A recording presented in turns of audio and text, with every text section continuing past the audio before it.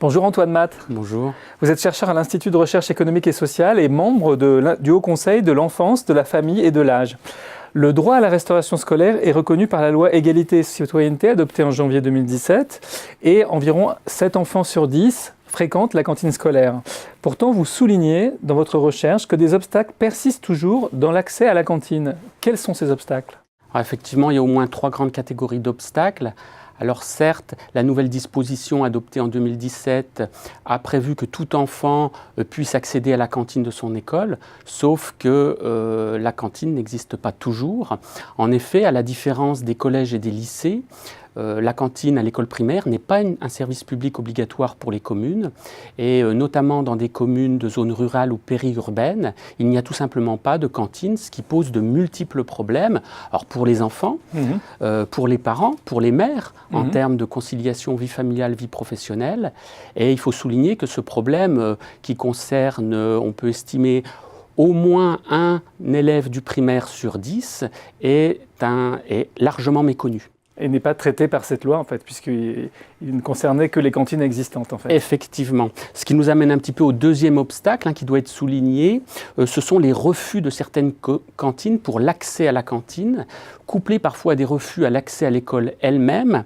Alors, ces refus illégaux concernent des enfants de familles défavorisées, parce que leurs parents sont chômeurs, parce que ces enfants vivent en habitat précaire, bidonville, squat, en hébergement, à la rue. Et il faut ajouter à ces refus directs des refus déguisés qui prennent la forme de tarifs prohibitifs dits extracommunaux, qui peuvent se monter jusqu'à 14 € par repas, qui sont opposés par les communes à ces enfants. Qui ont un habitat précaire et à qui on dit « vous n'êtes donc pas résident officiellement ». Effectivement, la commune décide, alors même que la famille a son lieu de vie sur la commune, qui est le seul critère légal qui devrait être retenu, d'écarter ces familles en exigeant des justificatifs, par exemple, comme quoi elles sont propriétaires ou locataires de leur logement. Et donc leur appliquer un tarif prohibitif. Ça, c'est le troisième obstacle que vous mettez en évidence, c'est la question du tarif, puisqu'il n'y a pas toujours de tarification étagée selon les revenus des parents. Effectivement, les études montrent que l'obstacle économique est un facteur majeur d'explication de la fréquentation scolaire. Par exemple, les élèves des collèges de familles défavorisées sont 2 fois plus nombreux à ne pas aller à la cantine que les autres. Or, dans plus de la moitié des écoles, des collèges et des lycées, les tarifs ne sont pas du tout adaptés ou modulés en fonction des situations familiales, ce qui est souvent rédhibitoire pour les familles les plus pauvres. Alors justement, le plan pauvreté présenté en septembre a identifié ce problème et il prévoyait d'abaisser les tarifs pour les familles défavorisées. Quels sont ces effets réels ? Alors, en effet, le président a annoncé la cantine à 1 €.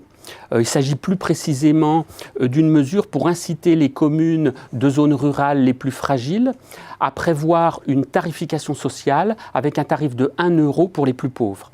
Mais cette mesure, cette annonce présente plusieurs limites.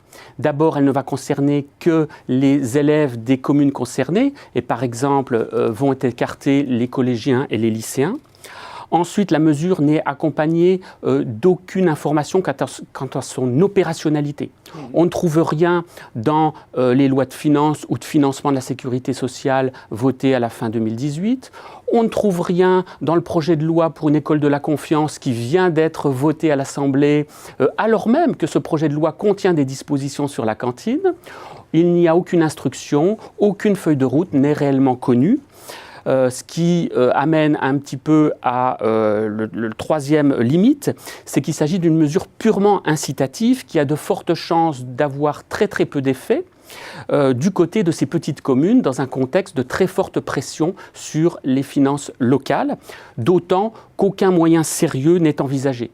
Alors par exemple, on trouve dans un bleu budgétaire, c'est-à-dire un document annexé au projet de loi de finances pour 2019, un budget de 36 millions € pour une dizaine de mesures en direction des enfants, dont cette mesure de la cantine à 1 €. Or, même en admettant que la totalité de cette somme soit consacrée à la cantine à 1 €, ça permettrait de financer quelques dizaines de milliers d'enfants pour l'accès à la cantine. Rappelons que sur les 12 millions d'élèves scolarisés en France, environ 2,5 millions vivent dans des familles sous le seuil de pauvreté. Donc l'annonce semble de toute évidence relever d'une pure opération de communication. Elle sera probablement de très peu d'effet. Et on peut se demander si d'autres mesures annoncées dans le cadre du plan pauvreté ne sont pas du même ordre. Eh bien Antoinette, merci pour votre éclairage sur ces questions d'accès à la cantine et les difficultés qui persistent. Merci.